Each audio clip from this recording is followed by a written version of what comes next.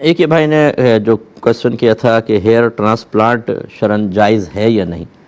دیکھیں، اگر آپ ہی کے بال سر کے کسی حصے سے نکال کر دوسرے حصے میں لگائے جائیں تو شرعاً بالکل جائز ہے۔ کسی دوسرے انسان کے بال نہیں لگائے جا سکتے، یہ کیونکہ ہمارے نبی کریم صلی اللہ علیہ وسلم نے دوسرے انسان کے بالوں کا خارجی استعمال، ایک تو ہے نا کہ آپ پیوست کروا لیں، ویسے بھی بالوں کو ملانا ہی منع کر دیا۔ ایک خاتون حاضر ہوئیں کہ میری بیٹی جو ہے اس کو گنج پن کی بیماری ہو رہی ہے، تو کیا میں کسی اور کے بال اس کے بالوں کے ساتھ ملا سکتی ہوں؟ تو نبی کریم صلی اللہ علیہ وسلم نے منع فرمایا۔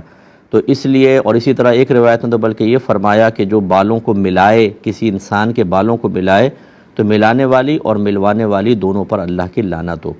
تو یہ نبی کریم صلی اللہ علیہ وسلم نے چونکہ منع فرما دیا، اب اس کی حکمتوں پہ غور کیے بغیر جب رحمت کونین صلی اللہ علیہ وسلم نے منع فرمایا تو یہ چیز تو منع ہوگی۔